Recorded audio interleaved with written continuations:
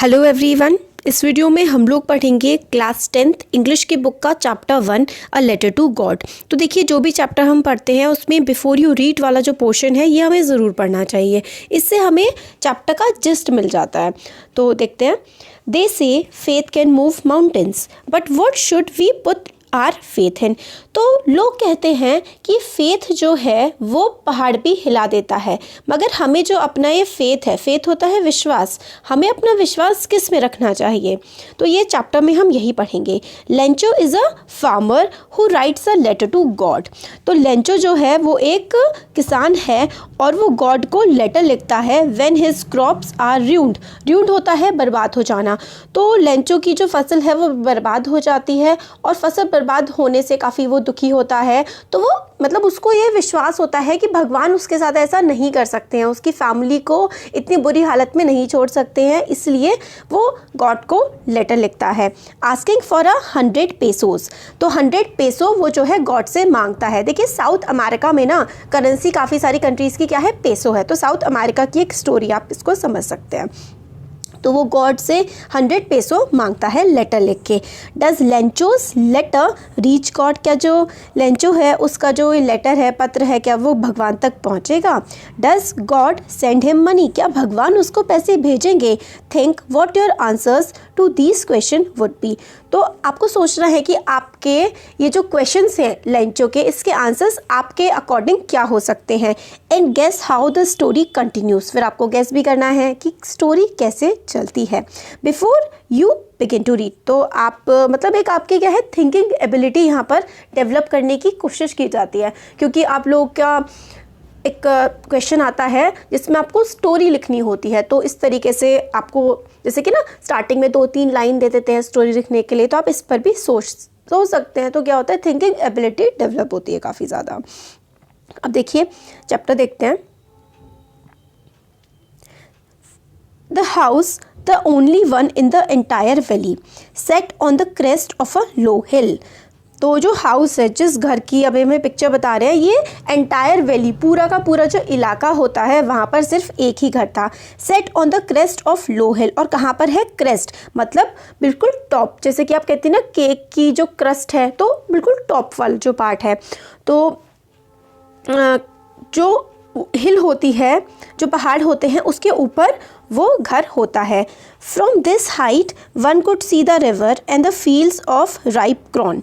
तो जो यहाँ पर इस हिल से है, इतनी ज़्यादा वो हाइट पर उनका घर है, वहाँ से रिवर भी दिखती है और पके हुए जो कॉर्न होते हैं, भुट्टे, मक्का होता है ना, जो भुट्टे खाते हैं, मक्का जो होता है वो राइप हुए मतलब पके हुए कॉर्न के फील्ड्स भी वहाँ से दिख रहे होते हैं।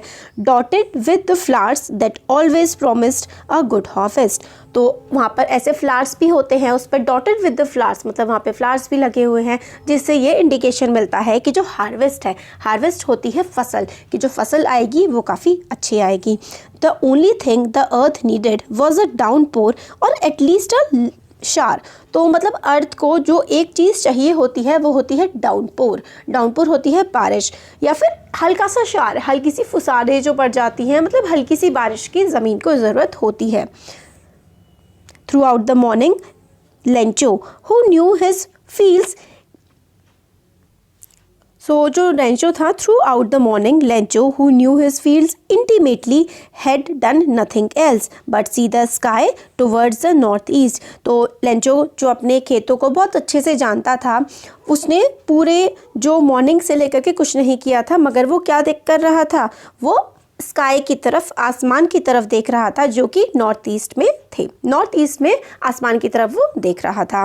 Now we are really going to get some water women. वो कहता है कि हम लोगों को मतलब कुछ ही देर में कुछ न मतलब बारिश पड़ जाएगी। आप इसे ये समझ सकते हैं, now we are really going to get some water, अब हमें पानी मिलने वाला है। The woman who was preparing supper replied. और जो वुमेन, सपर, सपर होता है खाना, खाना जो वुमेन बना रही थी वो रिप्लाई करती है, yes God willing the older boys were working in the field. तो वुमेन भी रिप्लाई करती है कि हाँ, गॉड शायद चाहते हैं कि बारिश पड़ेगी, गॉड चाहेंगे, भगवान चाहेंगे तो बारिश ज़रूर पड़ेगी। जो थोड़े बड़ी उम्र के लड़के थे वो क्या कर रहे थे, खेतों में काम कर रहे थे। While the smaller ones were playing near the house, और जो छोटे बच्चे थे वो घर के पास खेल रहे थे। Until the women called to them all, जब तक मतलब विमेन ने बुलाया कम फॉर द डिनर, फिर सबने मतलब जो लड़के हैं वो खेतों में काम कर रहे थे, छोटे बच्चे घर के आसपास खेल रहे थे, जब तक वुमेन ने बुलाया कि आओ सब लोग डिनर कर लो। It was during the meal that just as Lencho had predicted, तो जैसे ही वो लोग मतलब खाना कर रहे थे, खाना खा रहे थे, मील होता है खाना, वो लोग खाना खा रहे थे, तो जैसे ही लेंचो ने प्रेडिक्ट किया था, big drops of rain began to fall, बड़ी बड़ी बारिश की बूंदें गिरने लगी ज़मीन पर। In the north east huge mountains of clouds could be seen approaching, north east से बहुत ही ज़्यादा मतलब घने जो बादल हैं वो आते हुए दिख रहे थे। The air was fresh and sweet, हवा जो थी वो काफ़ी ज़्यादा फ्रेश थी और काफ़ी सुहानी सी, काफ़ी अच्छी सी लग रही थी। The man went out for no other reason than to have the pleasure of feeling the rain on his body, और मैन जो है वो बाहर आ गए, मतलब लोग वो लेंचो जो है वो भी बाहर आ गए कि बारिश की बूंदों का मतलब थोड़ा सा फील कर लिया जाए, उनको प्लेजर, उनका मज़ा ले लिया जाए, इसलिए the pleasure of feeling the rain on his body. And when he returned he exclaimed, these aren't rain drops falling from the sky, they are new coins, the big drops are 10 cent pieces and the little ones are 5। फिर वो कहते हैं कि ये जो बारिश गिर रही है ये पानी की बूंदें नहीं हैं, बल्कि ये तो क्या है, ये तो पैसे हैं। जो छोटे वाले हैं वो तो सेंट्स हैं और जो बड़े हैं वो पूरे पूरे 5 हैं, 5 सेंट हैं, और बड़े जो हैं वो 5 पैसों हैं, इनकी जो करेंसी है उसमें। With a satisfied expression he regarded the field of ripe corn with its flowers draped in a curtain of rain. फिर वो मतलब सेटिस्फाइड एक्सप्रेशन, काफ़ी खुश हो गए थे। उसने मतलब फील्ड को बताया जो राइप कॉर्न का पेड़ था, जिस पे मतलब मक्के के जो पूरी फसल लगी हुई थी और उस पर फ्लावर्स भी लग रहे हुए थे, जो draped in a curtain of rain, मतलब वो रेन की एकदम से जैसे होता है ना चादर से या फिर रेन के पर्दे से वो पूरे के पूरे ढक गए थे।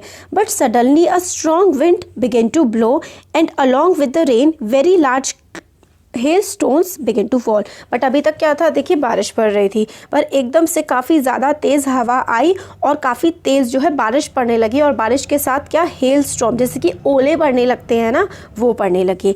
These truly did resemble new silver coins, और अब ये जो हैं बिल्कुल नए सिल्वर कॉइन्स की तरह लग रहे थे।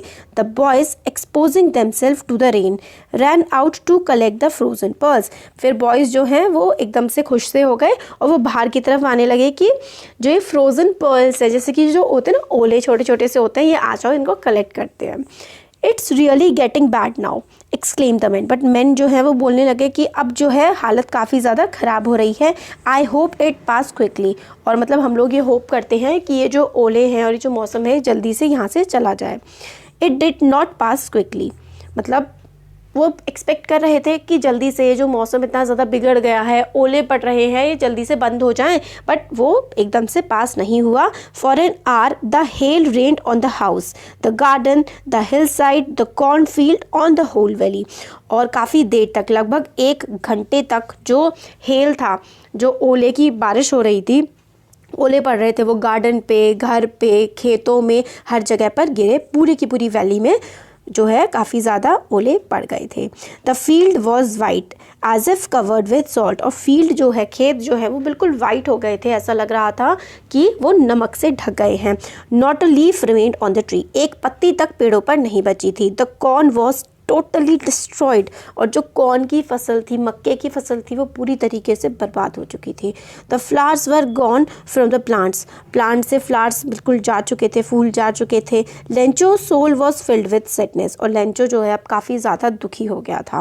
When the storm had passed he stood in the middle of the field and said to his sons, और फिर जब जो स्टॉर्म पास हो गया, तूफान वहाँ से चला गया, वो खेत के बीचों बीच खड़ा हुआ था और उसने अपने बेटों से कहा, अ plague of locust would have left more than this. A plague of locust, plague होता है मतलब जैसे कि कोई चीज़ बहुत बुरी तरीके से फैल जाती है। लोकस्ट होते हैं insects which fly in big groups and destroy crops, मतलब ये जो कीड़े भी जो हैं वो कुछ फसल को छोड़ जाते हैं, मगर ये जो ओले पड़े हैं, ये जो इतनी भयंकर फ्रॉस्ट पड़ा है, इसने पूरी तरीके से फसल को बर्बाद कर दिया है। The hail has left nothing, hail ने कुछ भी नहीं छोड़ा है।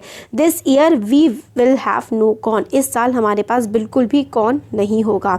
That night was a sorrowful one, वो रात काफ़ी ज़्यादा दुख भरी थी। All our work for nothing, हमने इतनी मेहनत की और उसका रिजल्ट कुछ नहीं निकला।